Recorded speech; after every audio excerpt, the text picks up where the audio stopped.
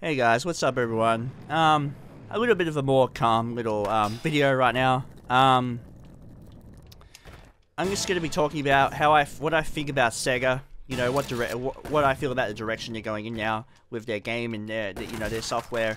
And I'm just gonna talk about Sega for a little bit because Sega's a really nice company, and I've been playing their games for what the hell? I've been playing their games forever, and I feel like they've contributed so much to society, and I'm going to celebrate them right now. Anyway, let's get straight to it, shall we? Alright, so Sega are a software company now. They used to develop consoles. One of their consoles I actually owned was a Sega Master System. It was one of the first consoles I owned, apart from the Atari 2600. And that was good. I had a Sega Master System too, the PAL version. The one with built-in Sonic the Hedgehog game in it, and the one with Alex the Kid in it, or whatever. I had two of them. My cousins gave me the Alex the Kid one. Anyway, Sega were ahead of the curve for quite a fair bit throughout the late 80s when they put out, because how Nintendo had the the Famicom, Nintendo Entertainment System as it's known in America. And they were scared to release the successor to their NES, mainly because Super Mario Brothers, Zelda, they were still making huge money for them, and they were scared to try something different, and meanwhile, that gave them a really good opportunity. It gave Sega a really good opportunity to come in with the Genesis, and when they put out Sega Genesis, or Mega Drive as it's called in Europe and Australia, or whatever, when the Genesis came out, one of the first games that came out for it were amazing. The Michael Jackson Thriller game, the Moonwalker game. It was amazing, and the Genesis outsold the Super Nintendo, which got released in 1991, and because Genesis came out in 1989 in Japan and all that or whatever, I think that's when it did. So Sega were really on the ball back then, and then when Sonic came out, it just completely outsold the Super Nintendo. Even though I really liked Super Mario Land, that was an awesome game. It still got fucking just completely destroyed by Sonic. And, and then they had to go and fuck it up by doing the... Oh my god, why does that keep happening? They went and spoiled it all, and then releasing the Sega CD. And it's like... and then the 32X, which was, insult to injury in my opinion. I mean, come on. You really think that would sell? It was just a dumb idea, and Sega have even admitted it was just a horrible idea. And, this is a crazy-ass manual. Oh! Anyway, I just feel like, Sega wanted to redeem themselves. They put out Sega Saturn, which had a lot of arcade ports. And I'm not gonna lie, I actually really liked the Sega Saturn. As much as a commercial bomb it was basically a really souped up 2D machine, to 32-bit or whatever. And, I felt like there wasn't that many good games on it, apart from the obvious games like Nights in the Dreams. You had Virtual On, Cyber Troopers, which I actually owned both of them. I had Athletic Kings, which was an arcade port. Well, it was called something else in America, I'm not sure. And, they had Daytona USA, which was an awesome arcade port. I used to love playing that. You had Worldwide Soccer 97 or whatever it was called, and, NBA Action 98 or 97, 98, I don't know. It was just a really fun game to play. I want to talk a little bit about that NBA game later, once I find out what it's called. But anyway, I feel like... Oh yeah, Panzer Dragon's Wii demo I used to play on the Sega Flash Volume 2 disc. That was amazing. Anyway, I just feel like, even though Sega dropped the ball, I feel like they at least accomplished something with the Sega Saturn. I feel like they left an everlasting impression on a lot of people with certain games like Nights in the Dreams. And, it left so much of an impression that, Sonic Team put out a sequel to that game in like 2008 on the Wii and all that, and it sold pretty damn well, so there you go. Alright, so even though when the Sega Saturn was apparently a commercial failure, they wanted to redeem themselves, and in 1998 they released the Sega Saturn in Japan, and it was a really powerful console. It had a modem, I mean not Sega Saturn, Sega Dreamcast, I'm an idiot, I'm sorry. And, you know, it was a really powerful machine. It had a fucking modem on it. You could play online on the damn thing. That's how ahead of its time it was. It had a really fast graphics processor and all that crazy shit. It was really easy to program games for it.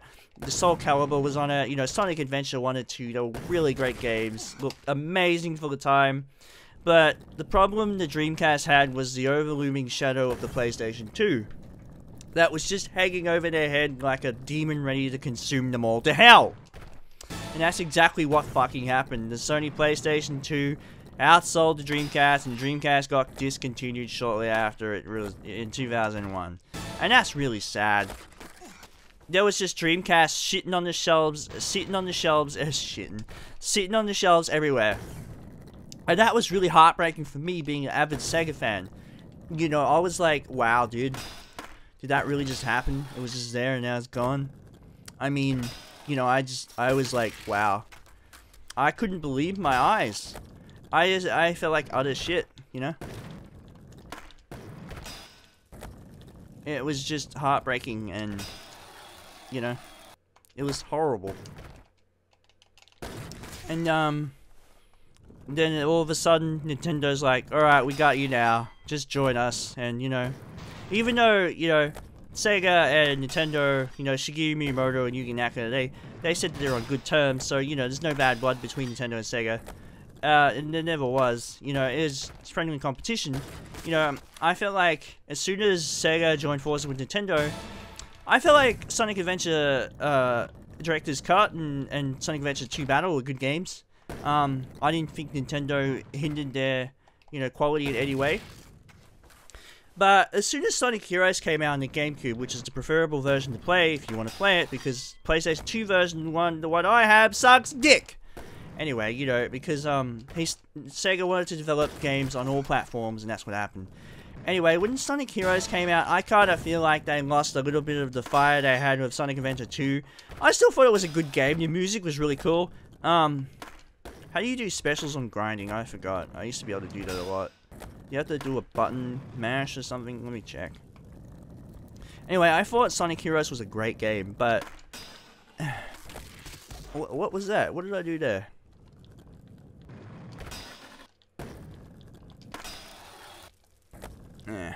I don't know how to do it. Alright, anyway, you know, I felt like the game was lacking just maybe a little bit, but not enough to be like a serious, you know, thing. I just felt like, you know, it could have been, you know, I just felt like it could have been a little bit better, you know, and, you know, it's really weird. I feel like a lot could have been done to make the, you know, it's not nice, dude. It's like, you know, I'm not saying that, you know, it was a complete failure. You know, I'm just saying maybe they screwed up a little bit, and you know, that's sad. I can't get the special working on the grind rail. I don't know how to do it. I'm an idiot, but you know, I just, how do you do it? It's not working. Anyway, you know, and obviously when Shadow the Hedgehog came out, it was just a complete bomb. It was an embarrassment. Sonic 06 came out, and it was an even bigger embarrassment. And I hate to say that, because I actually thought the Sonic levels on Sonic 06 were decent, but I don't know, dude. I just feel like, you know, that it was sort of a letdown. And you know, I just, what the hell does L mean? Oh, it's grab. Okay. You know, I just, it's really hard to because I'm using a PlayStation 3 controller right now. I'm trying to remember the PS2 controls for this game, and you know, it's, well, I felt like they got their legs together with Sonic Unleashed, and you know, and Sonic Colors, Sonic Generations, but then Sonic Boom happened, and it sucks because I like the Wii U. I think it's a great console, but you know, it's whatever. You know, you can't win them all, and that's the sad reality, I'm afraid. And you know, I just feel like they just completely screwed up outright, and it's a shame because, you know, I really like Nintendo and I really like Sega, and I feel like they shot themselves in the foot when they decided to change their direction with their characters and all of that. Even though they did regain their form, you know, eventually, you know, it was just for nothing, and sadly, that's what happened, you know. It was just complete bomb, just like that, just like what I'm doing. And, you know, I feel like so much could have been accomplished, but so little was accomplished. Even though I feel like the people that created Sonic and Mario can live comfortably for the rest of their lives, I don't think they reached their full potential in their careers. I felt like if they made better decisions, they could have done so much more, and that's a shame to say that because it's depressing. I'd rather not just, you know, I'd rather just leave them be, honestly. And, I honestly think, you know, for what happened, I honestly think Nintendo and Sega kept their heads together. Good enough. It really is whatever. And I hope, Nintendo and Sega can prosper and do that thing, you know.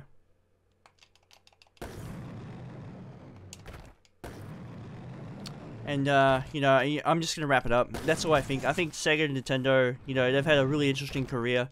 And, you know, when Nintendo 64 came out, I felt like that console did bomb a little bit because the Sony PlayStation was just killing it. And, you know, it's really whatever, guys. And I'm just gonna wrap this up because I'm just babbling now. So, if you like this video, just give it a like and leave a comment. You can subscribe to my channel and leave a comment under this video. Tell us what you think. And see you later. Stay tuned for the Zelda theories and the Pokemon theories I'm gonna have coming out, where I talk about Zelda and just random shit. Maybe even go into anime like Dragon Ball Z or Yu-Gi-Oh or whatever. It's no holds barred. And I just like making these videos because it gives me something to do while I'm off work. So anyway, thanks for watching, and you know, take care, guys. You guys are awesome. Cheers.